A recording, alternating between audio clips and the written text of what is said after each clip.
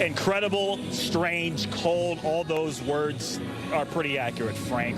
We do have fans starting to come into the stadium now here at Allianz Field, and they've left hand warmers all over the stadium because the wind chill is going to have this well below zero. And the men's national team is facing off with Honduras tonight, trying to qualify, make sure they can get into the World Cup. This is going to be an interesting one, though, because, again, it is so cold. They do expect the field to be in good shape, but we are going to talk to some of these fans that are here, and we'll talk to them and show this to you later on tonight, that these are some very loyal, very passionate fans of the beautiful game, Frank. Kickoff at 6:30. Critics are going to say what they're going to say, and if they're going around the country to just clown Minnesotans for celebrating making the playoffs, they better be ready for the foolishness if the Timberwolves mess around and run away with this series. So let's talk about it. Game 1, Timberwolves-Grizzlies. Here's what happened. The Wolves went on a major run to start this game. Mike, you might have had no words, but that was not the case over here. I mean, this was an incredibly frustrating game to watch, and fans had plenty to say about it.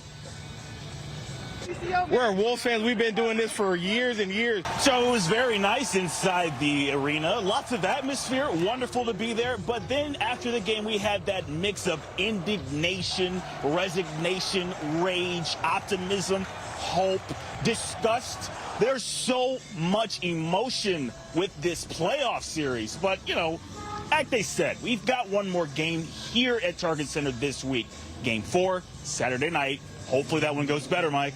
Yes. Okay. We're going to have a good playoff series because both of these teams are good and they play like each other. They're constructed quite similarly to each other. So will we win all those games? No, but it will be a fun series. It's almost spring-like, they've already told you. You know, a little chilly, but it's sunbathing weather. I mean, you just lay out in this all day. And you got baseball here, so that makes it all worth it. We talked a little bit more about predictions for this season with some of these fans. We'll talk more about that later on tonight, and I think you might be interested in what they have to say, Frank. You know what, Jeff? I would extend a personal, formal invitation to Charles Barkley to come here when the Timberwolves, when they win this series, how about, let's say, at home? Yeah, they could do that. They already stole one away. Strong take right there. So, Rachel, the tour guide, you're talking about, I know you're a big foodie. So people come into town, they're experiencing Minnesota, Minneapolis for the very first time. Where are you telling them to go? Oh, my gosh. Anywhere you could get like a Juicy Lucy. Meredith Lang wanted to see her daughters and their friends have a space to play hockey and feel safe and included. That began with the Hockey Niñas and evolved into partnerships that helped form Minnesota Unbounded. And for that, the league has nominated her for the Willie O'Ree Community Hero Award, which is named after the NHL's first black player. It's attempts to get past some things, and then it's like a step forward, 2 steps back. When you look at me, you're like, she's probably a white girl, right? I mean, I'm half Japanese. Because it's the whole year. You're a Lancy, right? Yeah, You're a yeah. Lancy with that, you know? Like, if you get swept at home in your season opener, serious questions come up. Thankfully, we are not going down that road. Instead, we'll talk about the Twins scoring. All of their runs have been home runs. The Twins put on a Sunday service for these Seattle Mariners, looking like the old Bomba Squad. It's not that, though. But it is exciting. First inning, Byron Buxton already had a home run, so Gary Sanchez followed up with a first inning grand slam. So they're up 5-0 after that. In the second inning, Buxton, not to be outdone, home runs in 3 straight at-bats. You decide which of these feats is more impressive. I think it's the at-bats one. Carlos Correa hit his first Twins homer in the 6th. And if he had hit that ball any harder, some poor soul in the North Loop would have had to deal with it. The Twins ended up winning 10-0. Yeah, don't take me to a science museum. Just don't do it. No one, never do it. The good thing, though, Byron Buxton back in the lineup. And the big question is, can he remain healthy and be productive on offense? And the short answer is yes. The long answer is watch and learn, because, yes, you can. Second inning, double to right field against the Chicago White Sox. That scored Ryan Jeffers. Buck feels good about that, and he should. While he's out there, Luis Arraez up to bat. He fired to center field, and that gave Buck enough time to run on home. It's a 2-run inning in the second, giving the Twins a 3-0 lead. Fourth inning, looking real nice for the Twins. Jeffers blasted the second ball thrown at him into the upper deck at Target Field. Nice souvenir. One good homer deserves another. There's another one from Buxton. Chicago's Velasquez almost looked like he meant to throw that in his sweet spot. Another towering homer there. Very nice. He had a hit in every single at-bat he had today. Twins win 9-2. Minnesota United Football Club also tangled with a Chicago team at Allianz Field. The Chicago Fire. Both teams had similar seasons up to today, but the Loons had already won this week. Chicago had not won their last 4 matches. Make it 5 now.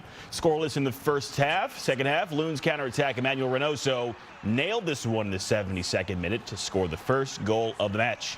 In the 84th minute on a corner kick, Reynoso got an assist. From the corner, Kervin Arriaga finished it, Loons up 2-0. Then in the 88th minute, Robin Lod scored to put out the Chicago Fire. They beat them down 3-0. Bad news for the Loons, though. Midfielder Hassani Dotson will miss the rest of the season. He tore his ACL. He'll have surgery on that soon. All right, Gophers, let's talk baseball. Minnesota hosted Penn State today. Ronald Sweeney in the 7th inning, bases loaded, ground out at first, but Jack Kelly beat the throw home. That's the only Gopher run of the day. They lost 5-1. Winner of tomorrow's game wins the 3-game series. A sellout crowd for the softball team. The Gophers retired former All-American Gretchen Larson's jersey today. Against Maryland, the Gophers had only 3 hits and only 1 run. McKenna Dowell's deep shot was a fly out, but Mackenzie Denson scored on it. Gophers lost there 6-1. And a first today in St. Thomas's doubleheader sweep against North Dakota. Junior Corin Jacobson from Lino Lakes got her first Division I home run. The Tommies beat the Hawks 6-2 and 7-0. They'll play again on Sunday. The Lynx made a few special signings today. The 2022 Junior Lynx Dream Team. Brooklyn, Denise, Nevaeh, Casey, and Leona. They got their jerseys. They got their contracts, practiced with the team, got media day photos, and they're just enjoying this day. We win games, it's what we get paid to do. However, what I take pride in is how we do it. And it's days like these that are incredibly meaningful, not just for these 5, but the 5 that are going to be impacted by these young ones. Wonderful day for them, and checking the Timberwolves score very quickly. They're up 60-54 with a few seconds left before the half. Yeah, we'll see if they can hold on to that. Thanks, Norman.